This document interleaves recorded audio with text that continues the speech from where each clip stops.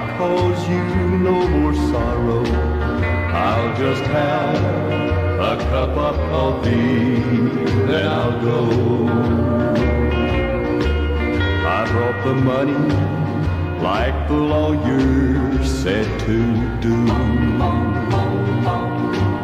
It won't replace all the heartaches I've caused you. It won't take the place of loving you, I know. I'll just have a cup of coffee, then I'll go.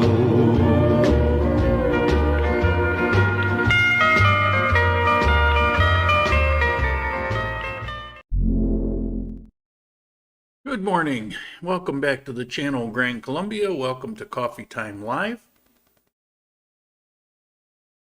Today we got ice water. Yes, I did the coffee this morning. It was awesome. Okay, let me get a refill here. I swear it's ice water. It's not vodka. Okay. First of all, Mr. Helsinki, I want to thank you. As he has for the last couple shows, he's sent a contribution before we even get started. I definitely appreciate it. And I'll go over how some of that came into play this last week. First, the weather here in Armenia, Colombia. It's about 70 degrees, kind of cool, and it's a little overcast. I'm sure it'll clear up and the sun will come out. It's pretty much like clockwork, and then maybe this afternoon might start raining again. Okay, it was a busy week, and those contributions that I was talking about, I definitely put to work this last week. I did get to visit the little town of Sevilla, and I'll talk about that in a bit. And I also went to a coffee farm, and I discovered another little town that was actually pretty interesting. Let me throw up a map here. Okay, so you can see where we went pre-COVID. Bucaramanga up in the top. Medellin, it's about 5, 6, 7 hours away, depending on the traffic. And there's Manizales, and you see Armenia circled. Bogota is probably 7 or 8 hours. Even though it's closer, it's a lot of windy mountain paths. And then you've got Sevilla. Now, Sevilla is, or Sevilla, you might say, but it's Sevilla. It's only about 60,000 people. Now, between Sevilla and Armenia, and closer to Armenia, is a coffee farm that I went to. Let me get that off there.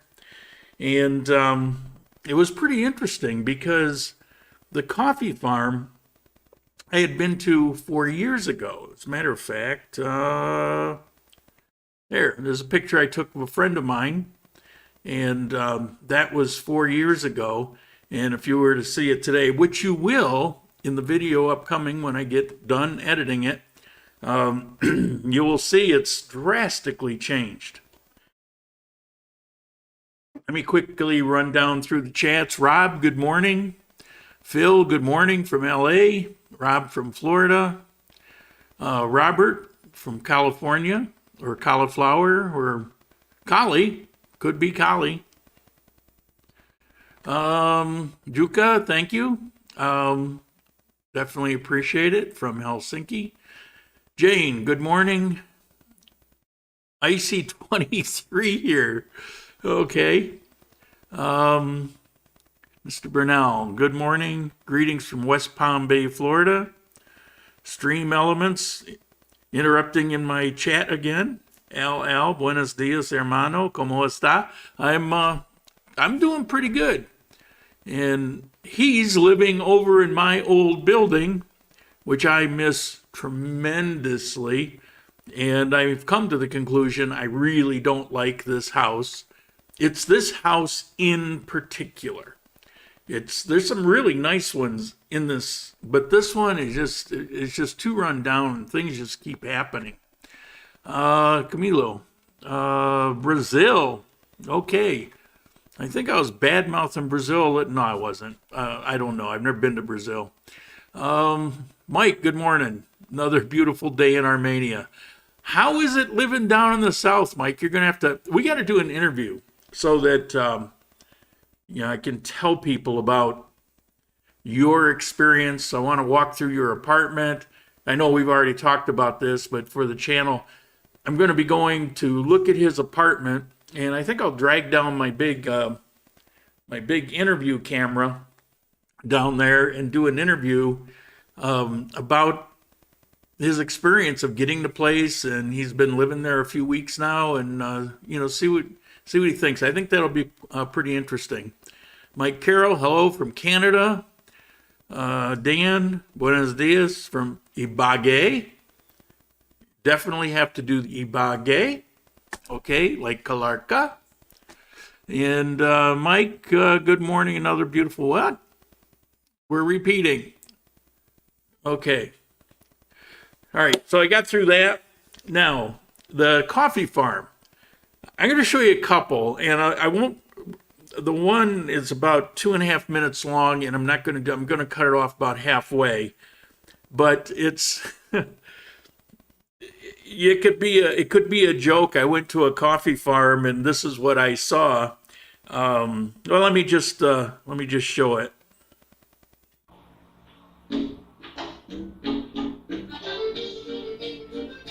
Let's see, am I still?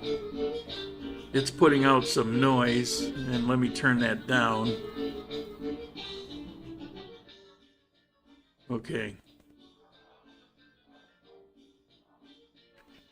This is at the coffee farm, and this is a coffee farm I went to 4 years ago, and it's changed dramatically, and it's so tourist-oriented now. They put in so much stuff, the infrastructure and all kinds of things.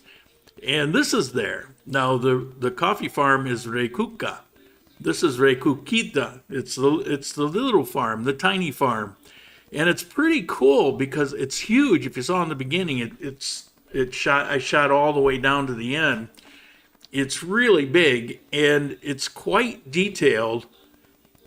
And you can kind of get lost in it. Now, I'm trying to do a video, and I'm kind of working through it, but I didn't want to. I wanted to stand there and look at this stuff, because the more you look, the more you see things happening and movement going on.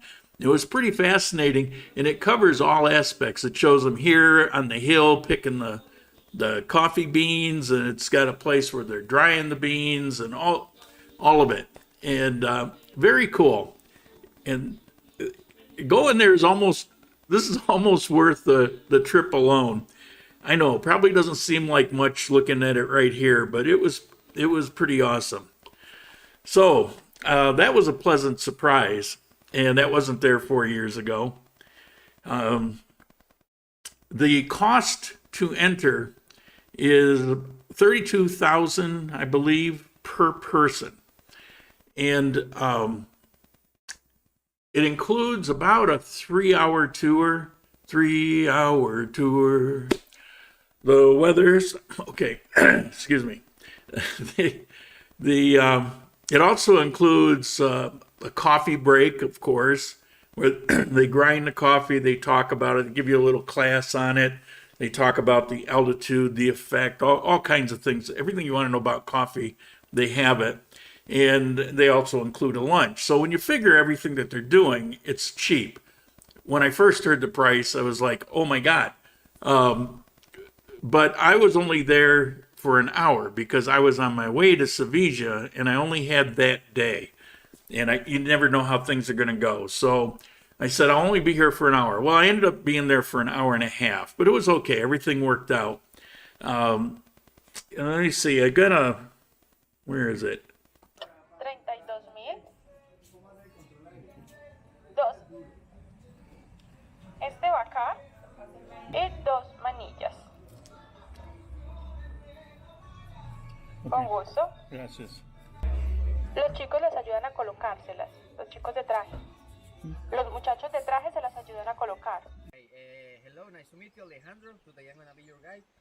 Now we are here in Recuca farm. In this farm, I'm going to show you all the coffee process, how we pick the coffee, roast the coffee, do it a good cup of coffee, many things. Okay.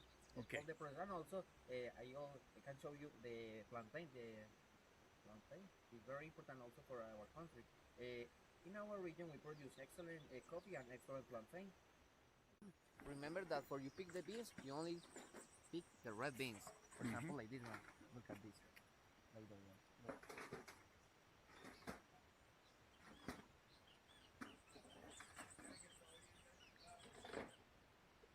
This is the coffee harvest.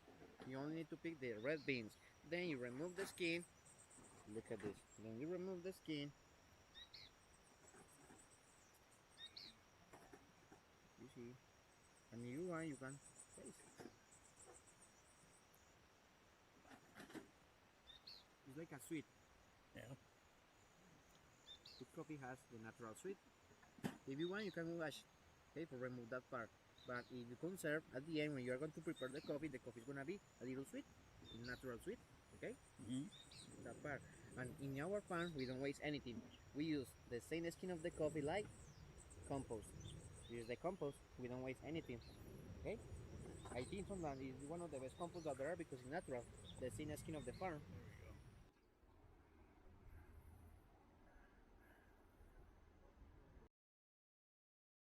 So those are just some clips from the upcoming video. The video probably end up being about 15-20 minutes long once I get through editing it. It's actually going to be considerably more content than the one on Sevilla. Now this is a tourist attraction now. It wasn't before, but it is now. But don't let that dissuade you. First of all, it's relatively close to Armenia. It's easy to get to. It's an actual working coffee farm. They're just doing their best to make more money. And the commercialization that they've done is actually well done. And I would say it actually enhances this visit. So I was a little concerned, honestly, when I first got there and I saw all kinds of stuff. They got these life-size stuffed horses and burros that you can get up on and take pictures. And I'm going, oh boy, here we go.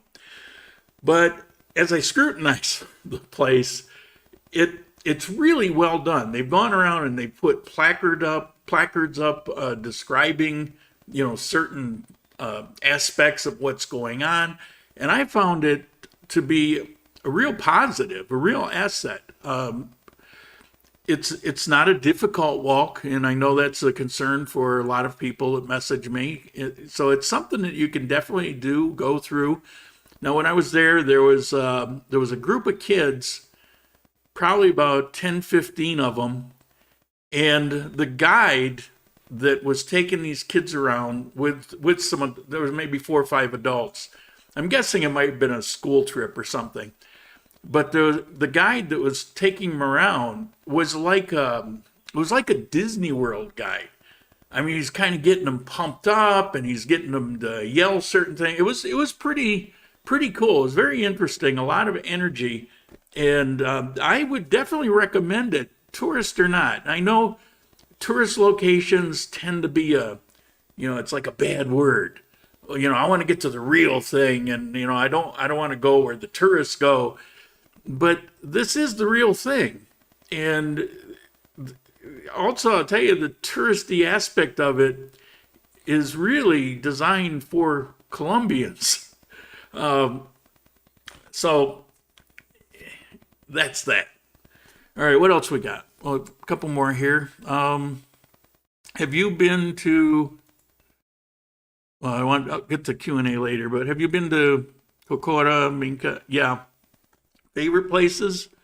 Yeah, I would jokingly say, oh, you got to get out more. But no, it's pretty awesome.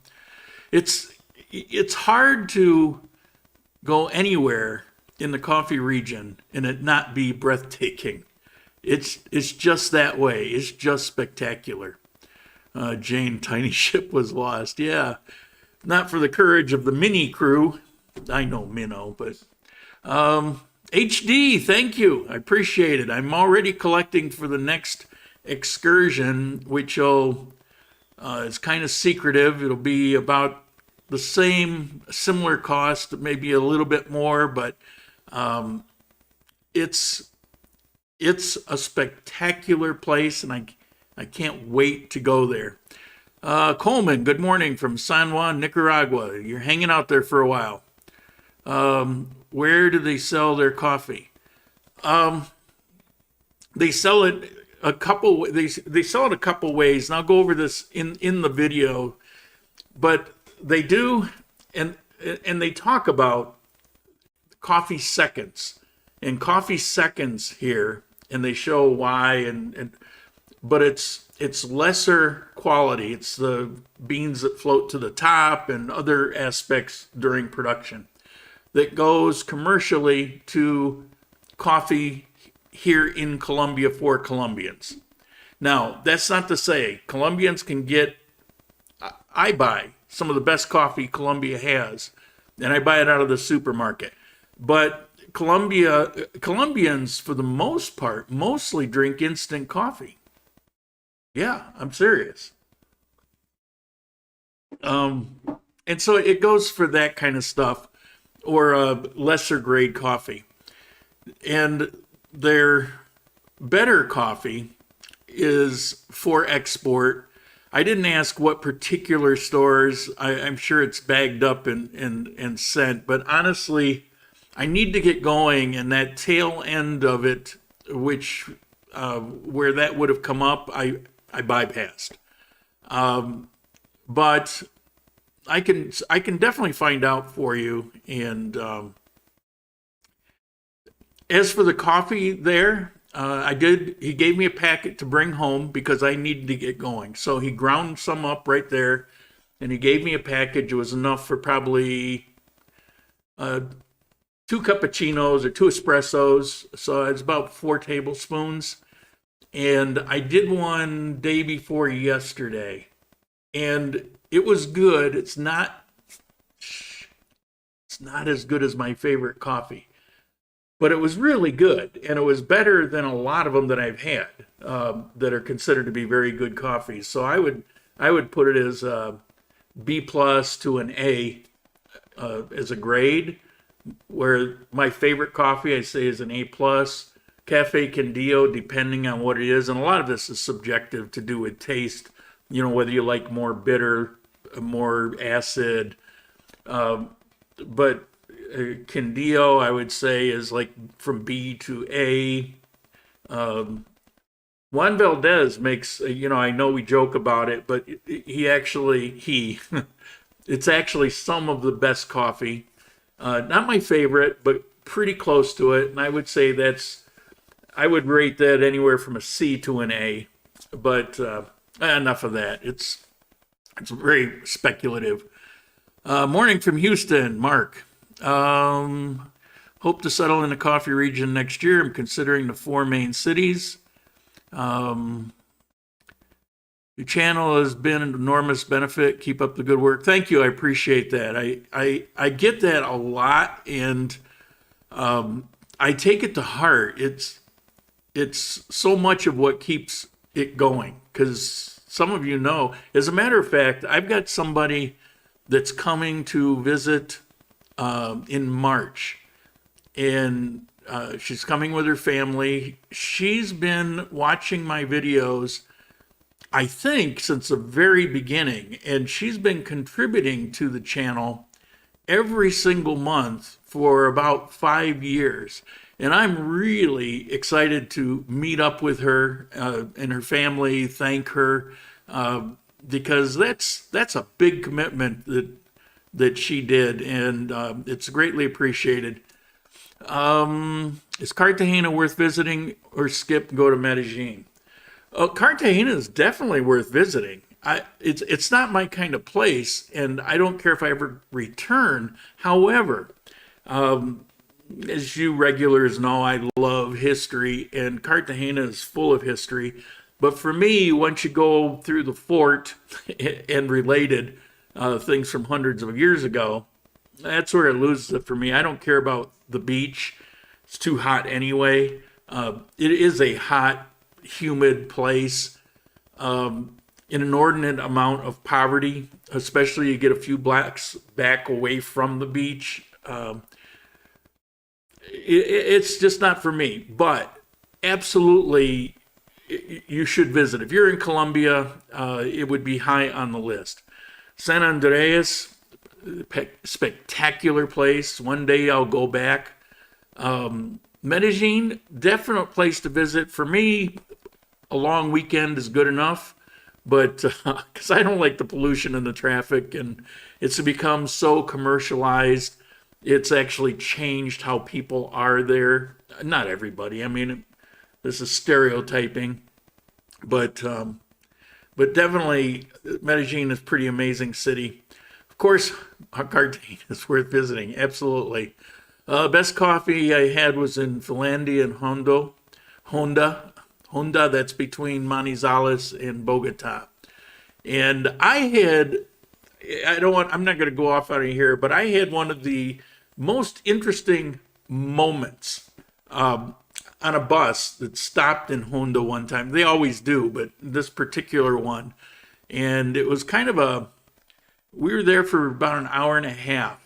And for what, I don't remember why. That's longer than normal, but it was to eat, and we ended up hanging out for a while. And I just had quite a little adventure. It's one of the things about taking bus transportation. I really recommend it. And it's funny because there were years ago in my other life, you couldn't get me on a bus. I mean, it's like, no, I'm going to fly everywhere. And now I don't want to fly anywhere. I want to take the bus because of all the experiences that I've had taking buses, positive experiences that I never would have got. I mean, what do you get on an airplane, flying within the country? Well, you get a wait to get on. It's just, I don't know. It's side topic. Judy, good morning. Good morning to you. Javier, good morning from Switzerland. I'm doing well. You'll probably see you the first of the year at Coleman. Good. It's been a while. What's it been? About a year since you were here? Seems like forever. Robert, I enjoy your videos from Cali, Colombia, your favorite city. Yeah, I'm sorry. It's funny. I've got a really good friend that I've known her since back in Cuenca, and she's living back. Well, she's actually from Palmyra, but she's been living in Cali for the last few years since she returned from Ecuador. And we were just talking, and she wants to come visit, but she was trying to convince me, come to Cali, I'll show you. I've been there so many times. I've probably been to Cali more than any single city outside of, right here, Pereira and here. And yeah, we like what we like. Alfredo, hello. Hola to you too. Stream elements, get on. Oh, well, that's a good point. Remember, all right. I'll be there next month, planning to stay 2 months. Nice. Should I book an Airbnb? Yeah, probably would make sense. I was contacted by somebody who he's an American married to a Colombian, and he bought a condo in one of the high-rise buildings here, and they want to meet this week because they're not going to be using it for a period of time, and they want to talk to me about renting it out like I did with the other one. My brain. And so I'm going to meet up with them. So if you're not in a hurry, wait a week, send an email. Right there, that's my email. Look on screen. But if you look in the comment section, not the comment section, the description section, whatever it is, it's below the video. You open it up and there's all kinds of information. People say, well, what kind of camera stuff do you use? Well, I have that there. No, I don't have it hooked up with Amazon where I can make money off it. I probably should, but there's only so much commercialization I can take for myself. So anyway, that's my email. Yeah, send me an email and we'll talk about that. Okay, what else we got? Oh, yeah, we're going to talk about Sevilla for a minute. I was really disappointed. I was told by a number of people, I was asked by some people who did some research that are in the U.S. and people here. I was talking to a couple people I know, and I said, well, what do you think is a better place, like La Union or Sevilla, or name some? And they say, oh, Sevilla, it's such a beautiful place. So, okay, excuse me. Didn't mean to burp into the microphone. Okay, I'll go check it out. And so I did. Well, first of all, the road getting there, as you get close to it, it's kind of dicey. I would say it's washed out, but it looks like it was washed out forever ago because it's been reinforced with bricks and stone and stuff. It's all packed down. One of them, I'm driving along about high speed, probably 25, 30 miles an hour. And the road just dropped off. I mean, it could have been a cliff. And boom, bang! The car's like, yeah, did I break something?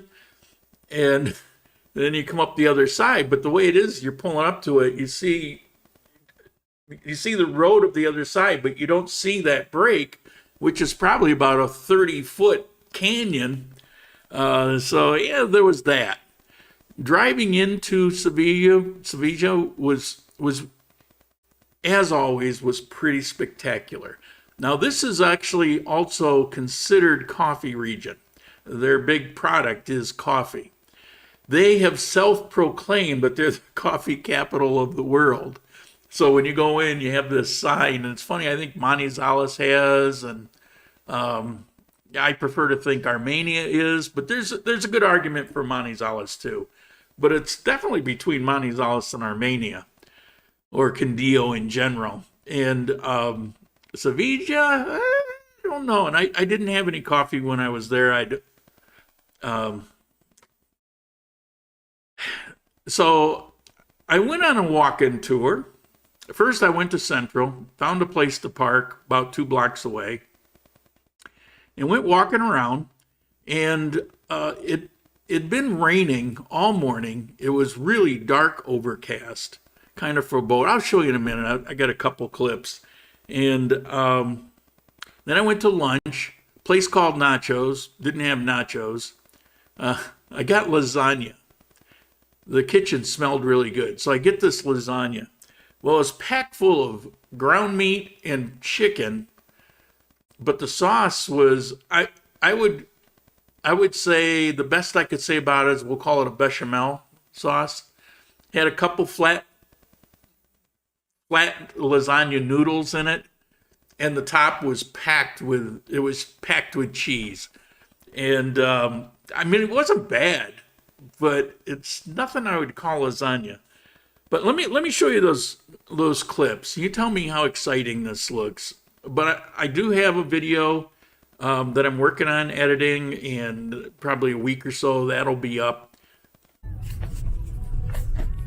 So this is one of the drop areas that was the most civil. I figured, well, let me catch one of these. This was when I was leaving. I couldn't remember which was the one that was going to drop me off to my death. So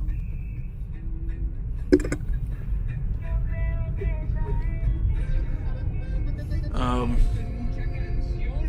do we have here?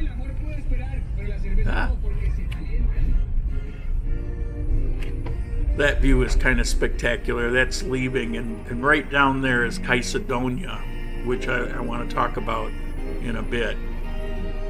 Where's this clip end? This should be stopping here. Yeah. And this is right at the main park. There's a number of park squares in this little town. This is right at the main one. I'm sure if the sun was out, it would look, considerably better. But it wasn't out, and it was kind of drizzly, and I just didn't see anything. The best I could say is it was very typical. There was nothing that really caught my eye as being interesting or unique. It was just your average little town. Now, that's not a bad thing. An average little town in Colombia is probably better than most places that you would go to. But, eh.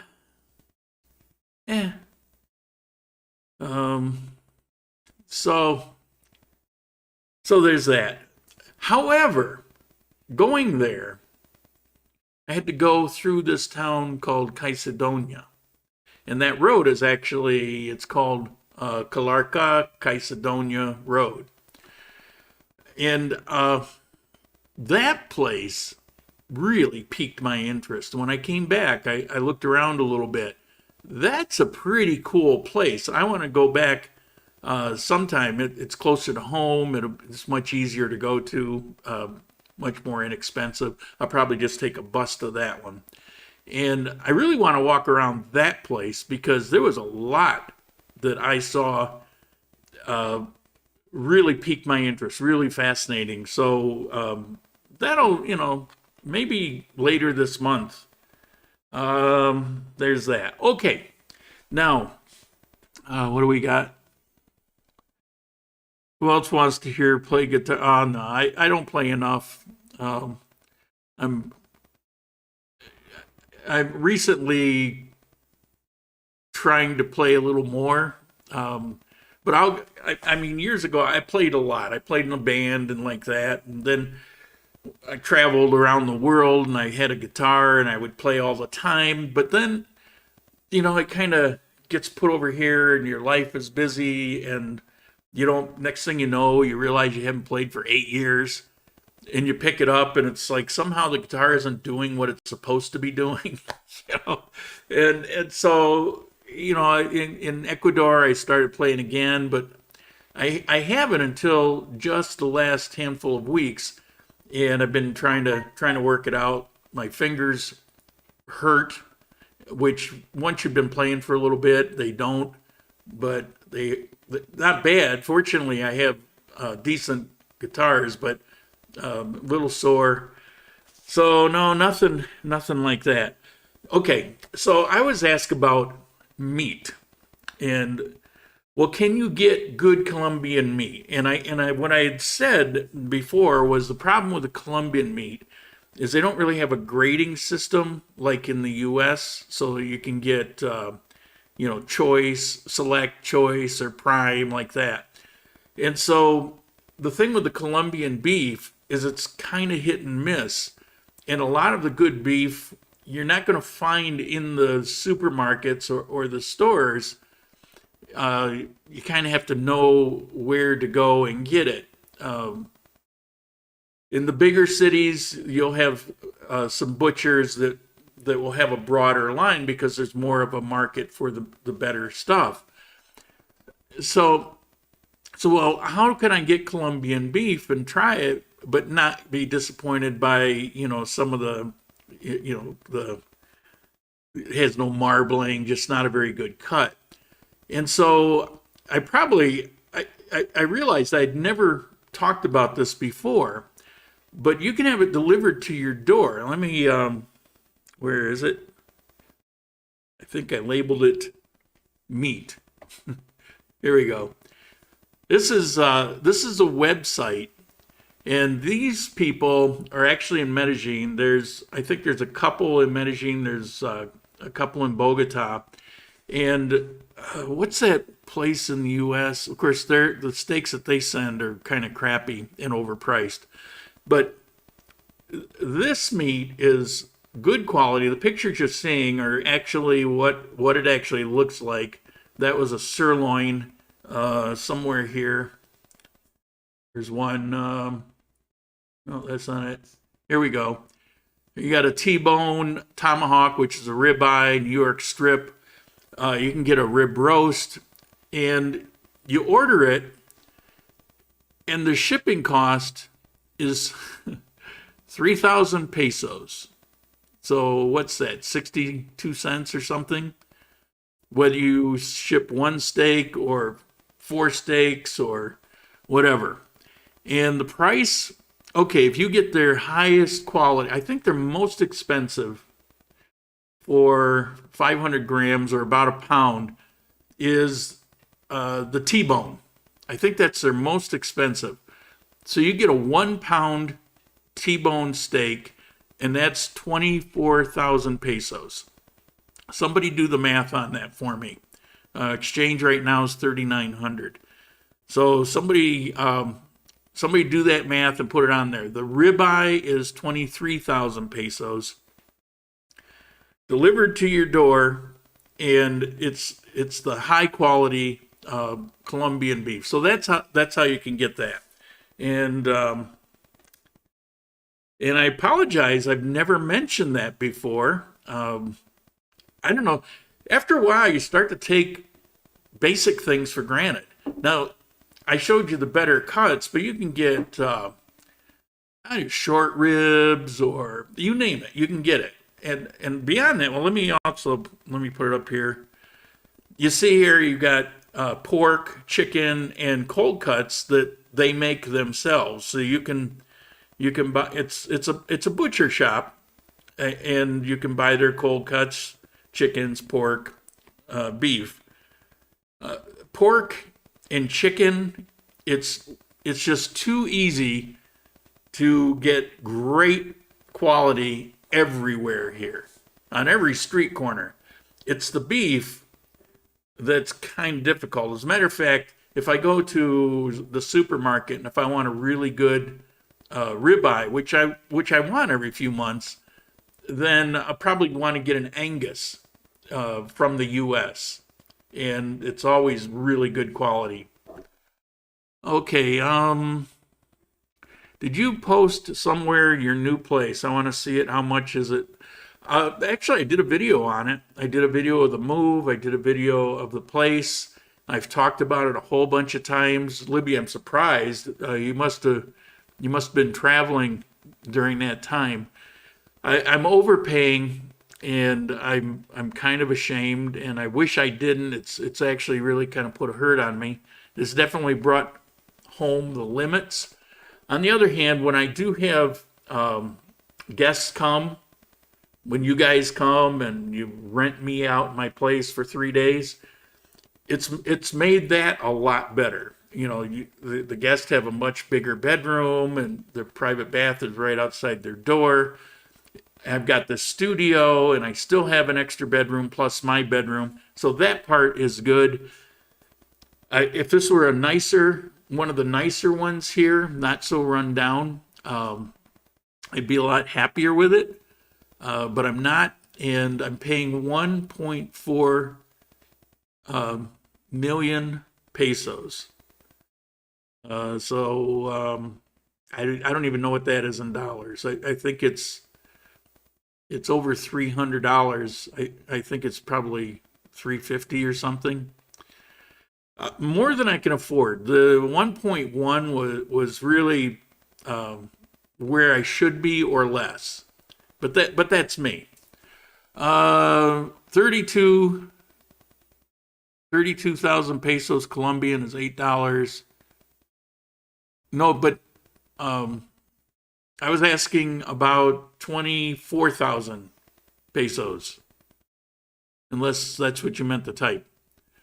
I was a long time without internet. Now I have it back. Okay. Punto net. Yeah. Yeah, Punto net. They tried so hard to rip me off. They ripped me off when I began, and they ripped me off when I was leaving them and going to a different service. Okay, ribeye, about $6 US. Okay, so $6 for a high quality pound ribeye. I haven't been to the U.S. for a long time, but when I was there years ago, I think that would have been like too cheap to buy the equivalent. So I don't know what a pound of good quality, we'll say choice, what's that gonna, run you in the United States. So good price, absolutely killer beef. If they had that in the supermarket, I'd probably hear. I don't know. Maybe I should get it delivered more often. Give myself a treat instead of every few months. Do it once a month. I love meat, but I have to bring this up because somebody, people watch my videos and they see me talk about hamburgers a lot. Well, I haven't recently, but I used to talk about it a lot. And that was because in Ecuador, it's almost an obsession to try to find hamburger meat that didn't make you want to gag. It just had this bad flavor. So I would go on a search. I would talk about it. I did this contest of who has the best burger. I'd go to different restaurants and, we'd have burger wars, it was called. And in my house, I would make burgers once in a while. But so people got the impression it's like I have a daily diet of hamburgers. Well, I love hamburgers, one of my favorite foods, but I'd be surprised if I had it more than once, possibly twice a month. I eat a lot of eggs. I eat a lot of fruits and vegetables. I drink a lot of juice, mostly water. For juice, limeade, limonada. Or mora, or fresa, for strawberry, if we're at the right part of the season. So yeah, and it's not because I mean I love hamburgers. It's just if I eat one, then I just don't crave it for it. I'm not limiting myself. This isn't a diet thing or a health thing. I eat what I feel like eating. And when I'm craving a burger, I eat a burger. I don't say, oh, well, geez, I just had one 4 weeks ago, so it's okay. I don't do that at all. If I had one 3 days ago, if I crave it, I crave it. It's just how my life is kind of settled out. What I don't eat, and I crave a lot, is salads with blue cheese. It's all here. But I don't know. I'm always too busy to take the time to put together... and then some of the stuff goes bad because I don't eat it enough, and I'm way off topic here. I got my brew piping hot. Oh, okay, awesome. 1.4 million is about 360. Yeah, so I'm about $60 over what I should be spending.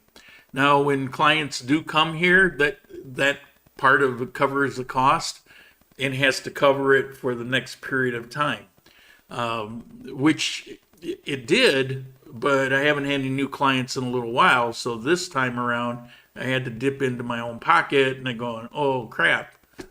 So it's kind of left my wallet with butterflies or moths. How can I connect to some English-speaking people in Armenia? Car rental, investment, business. Why do you want to do business startup? Depends on, just come here and start meeting people. That's all. I got an email. If you have anything in particular, maybe I can point you in the right direction. I hesitate, friends that I hesitate just throwing their name out there to or their, not their name, but their contacts. Because sometimes it's kind of unsavory people out there, and so I don't like to do that. But when I actually meet people and get a sense of them, then I introduce them to my world, my circle of people. But when I left the U.S. 2 months ago, ribeye was about $15 a pound. Holy moly! Holy moly! Okay, well. Yet another reason it's awesome to live here. Wife and I grilled gourmet grass-fed burgers. Yeah, I'm not big on the goat cheese, but the rest sounds awesome to me. 3 days in a row burgers, boy. I used to like burgers to the point where I'd probably eat them 5 dinners a week. But I don't know. I just, your taste changed, and I may do that again. And I hardly ever have steak. Like I said, maybe once every 2 months. I don't know. I think the only time I have steak anymore is when people come here and we go to Boluto Steakhouse. And I think that's about it these days. Exactly. Oh, the goat cheese. Yeah, I love blue cheese on burger. I love blue cheese in a salad. I love cheeses, but goat cheese, I don't know. It tastes off to me. I've tried it a number of times. Sometimes you order something, surprise, you got goat cheese. And it's like, okay, I'll try it again. Yeah, it's just not for me. When are you coming to Cuenca?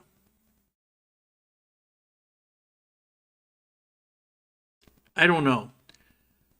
Sandy and I were talking this last weekend about that. And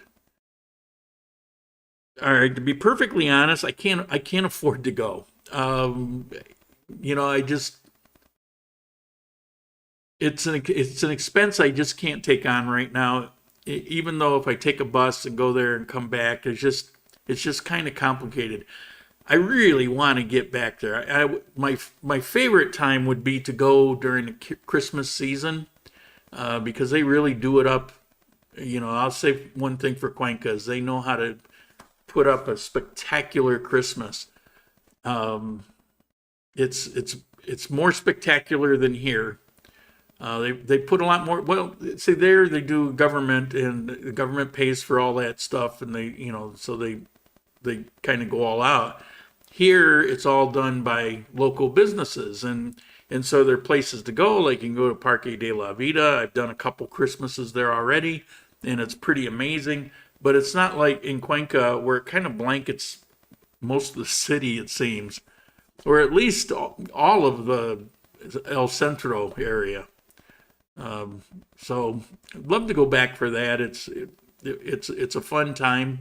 I'd like to go back and see my friends, but it's just going to have to wait till, I don't know, something happens. Depends greatly on the type and brand of goat cheese. A lot of goat cheese can be funky and sour. I don't mind the funky. I love funky. I love Limburger cheese. I love beer cheese. It's the sour. I wouldn't even say it's sour. It's almost acidic. It's like it's actively eating your tongue while you're eating it. And I don't find that fun. Okay. Did I say officially we're open for Q&A? We can do it in maybe another 15 minutes here. So if you got any actual Q&A, let's get, here we go. How does a Colombian medical system work for major medical procedures? For example, hip replacement. Is it covered by the insurance you often speak about? Yes, you're talking about the EPS insurance. And this came up with somebody who did a Skype call with me just a few days ago. The EPS insurance is the government. It's well, I shouldn't say it that way, but the way you would view a government insurance, it's not a government insurance, but it's the insurance that everybody's required to pay into, and it's overseen by the government. It's actually administered by the insurance companies. And that EPS insurance costs about $37 a month. There's no precondition. You could be 75 years old and there's no precondition, and it covers pretty much everything except elective surgery.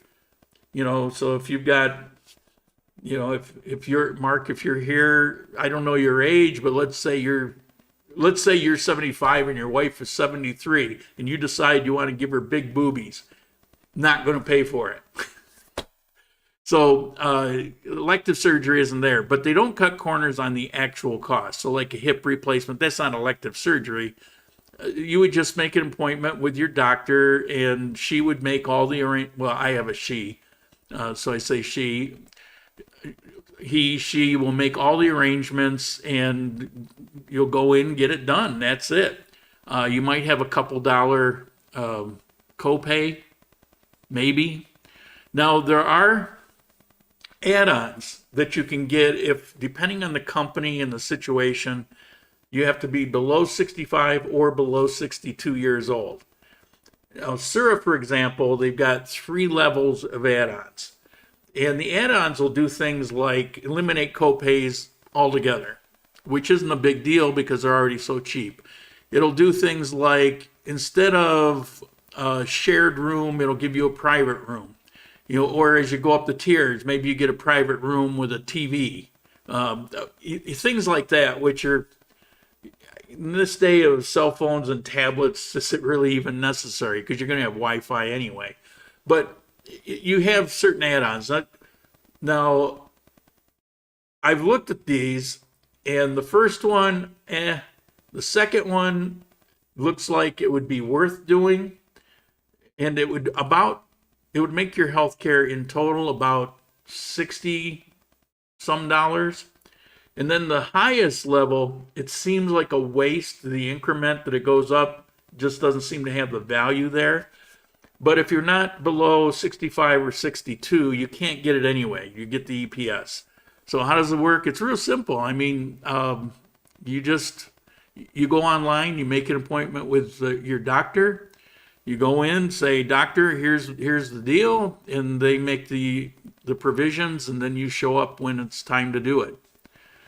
Of course, people's situations, can be different. So, but in general, okay. Taco, what's the social vibe now with mask? What do you estimate it will be like in July? The only thing that goes on here is the mask. Although I will speak for a moment about the vaccine passport thing. Your doctor's a he, she. No, my doctor's a she.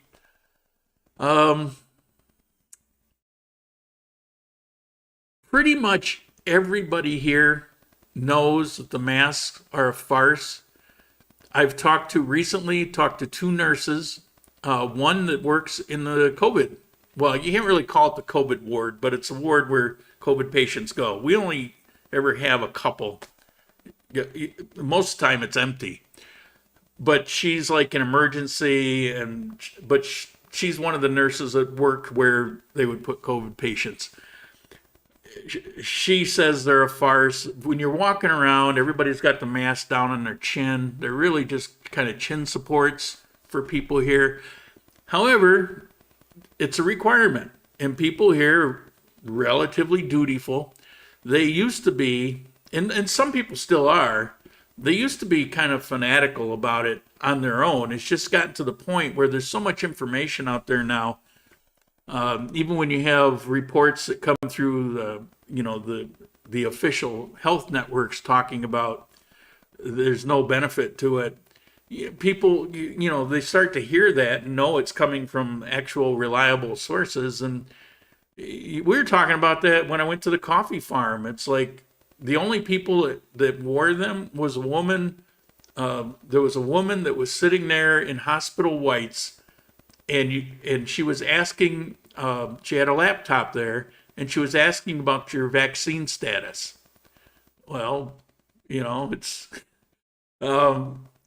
she wore a mask. There was somebody else there. Everybody else, there was no mask. A couple of them had it down on their neck, I guess just in case, I don't know, somebody comes along. I don't know. So it's kind of the attitude. There's nothing else that goes on here. Now let me take a moment and talk about where is it? Where's my button? Here we go. Starting December 1st, this was in the news, a card will be necessary, and you can see it's a stamp card ultimately extremely forgeable, but it's a stamp card showing your vaccine records. But what this article says is it specifically singles out discos and bars. Now, I know that they said prior, and maybe makes the most sense, if you believe all this, if it makes the most sense, is things like concerts. But they specifically mentioned here for if you're going to enter a disco in a bar after December 1st, you're going to need a vaccine card. Now, they don't say that you need a vaccine card that has a first one done, a second one done, or whatever. You need a vaccine card showing something. And for me, I don't go to discos and bars anyway, so it doesn't matter. But who knows how that's going to escalate.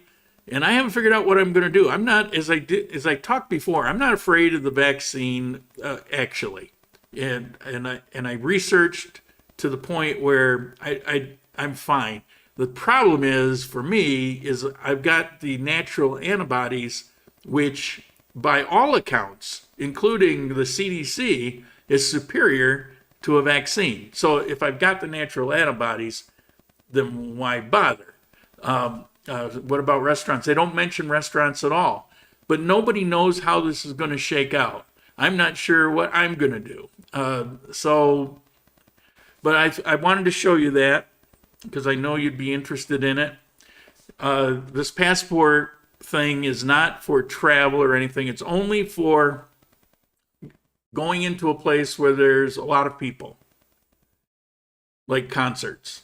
And they're concerned about discos and bars in particular because every time, even before COVID came along, whenever there was some kind of bad behavior going on, a disco and a bar was involved. No surprise. And so they figure, well, people in groups that are drinking, they're going to hang on each other and, I love you, man. And, they're going to, kiss in the corner and whatever. And so that's why. Let me get to, I saw something flash here. Charles from Manizales, contribution. Thank you. Thank you very much. I appreciate it. And I saw Hdchillin earlier. I don't think I mentioned that. I want to thank you. Every week you're there. I really appreciate it. Where were we? Here.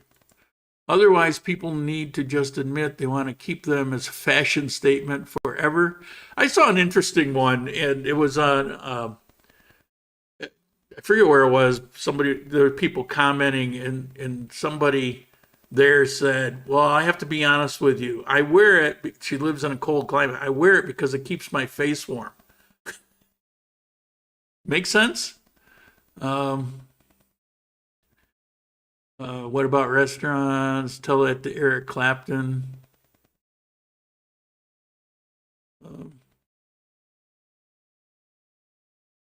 They start with bars, go to restaurants. Yeah, it's very possible. I don't know. I think it's almost a given at this point that it'll probably go that way. I suspect that if you go into the home center, they might, start requiring it. It seems like the entire world is like that, but you also have places all around the world.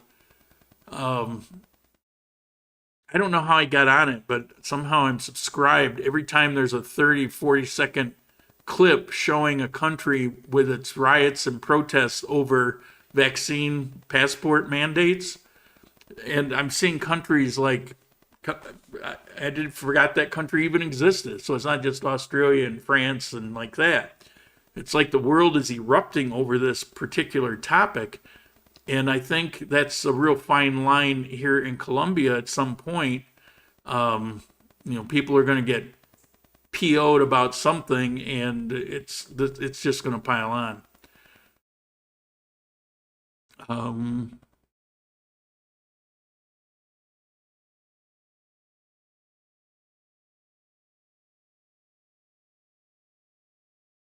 Let's see. I enjoyed the meal of the restaurant Dar Papaya. Yeah, it's not the best place, but it's a good place. Yeah, I was telling you, as a matter of fact, Charles was here. They have a dish there, and it sounds like it's really basic and it's no big deal. And it's these wedge cut potatoes with cheddar cheese poured over it, or almost like a nacho sauce, and bacon. But it's so much more than that. There's something about it. I don't know if they sprinkle crack in it, or I don't dare eat it because I had it once and it was so good. I got an instant addiction to it, and every time I go, I'm not going to order it because I know it's probably killing me as I'm sitting there eating it. Keith, all ATM charge fees for cash withdrawal as a tourist. Not true. Unless a person has a retirement or other visa for a bank account, what are the least fees? That's not true. I don't pay ATM fees and never did. Before I got my visa, you just have to use the right bank. You use Davivienda, and with Davivienda, it's knowing how to use it, because when they ask you, do you accept this exchange rate, you say no. Intuitively, you think yes, or you won't get your money. That's not true. You push no, and then you get money at a much higher rate. But there's no fees with Davivienda, and there's no fees with Colpatria. Other banks have fees and fees on top of fees, plus on the exchange rate, they screw you. But I've talked about this many, many times. Use those two banks. You don't need a bank account. There's not even a reason to have a bank account. Brazil, millions are packed in the streets. Out of hundreds of millions, only 13% have complied. It's a good sign for them. If Colombians' compliance percentage is higher than 50, that's bad. It's 60-some percent vaccine compliance in Colombia. You're truly a great, honest, and down-to-earth guy. Thank you. I appreciate that. Well, there would be no point in doing these videos if I was going to make stuff up. I take great care to speak about things that I know, and if I'm not sure, I make a point to say that I'm not sure, because I want to answer every question. Sometimes I only have partial information, so I try to frame it so that you realize whether you can use me for a source for that, or if, okay, I think it's like such and such, but I'm not really sure. Take it with a grain of salt. Keep asking people. But if it's anything important, I also try to find out and let you know, on the next coffee time. Okay, we've officially gone over the hour. We'll do a last call for any questions if we have any, and if not, then we will go watch Buffalo Bills win another game,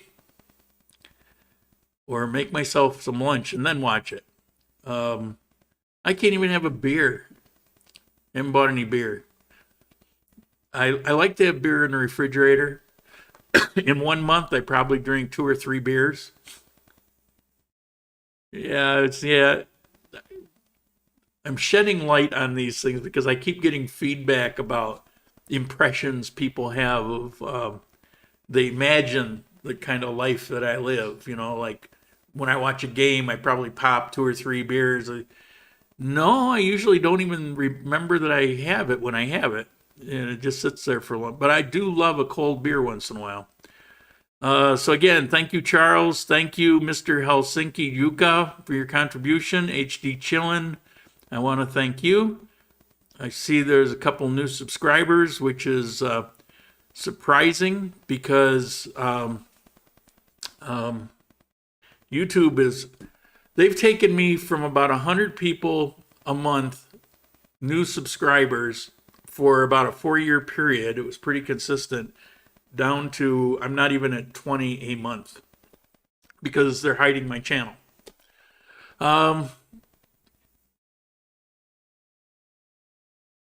Miss Worley, I'm in Indianapolis. Go Colts. Yeah, well, it's going to be a rough day for you. It's played in Buffalo. The Colts have no secondary, and the Bills got really embarrassed a few games ago. And you saw last week they came out with a vengeance. That vengeance is still coming. Granted, you got a running back, but the Bills can stop the run. So, shadow ban. That's exactly what's going on. That's exactly what's going on. They're killing everybody. If you're not a big corporation, you will not be on YouTube at some point, or at least you'll never be monetized, and they're going to hide you.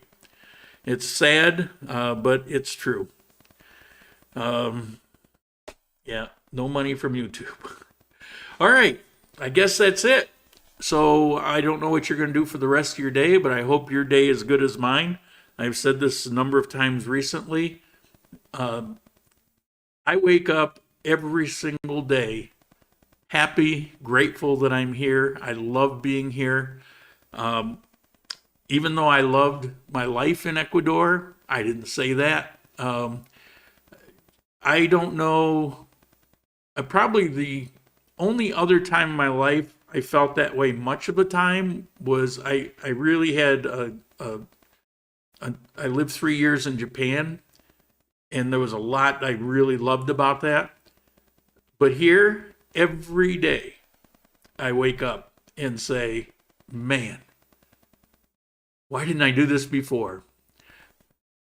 I'll also say my next thought is, why am I in this crappy house spending too much money on it? What have I done? All this to keep my good internet.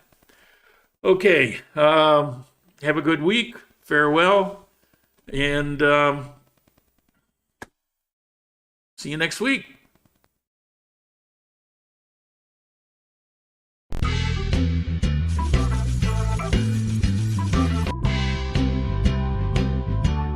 Oh.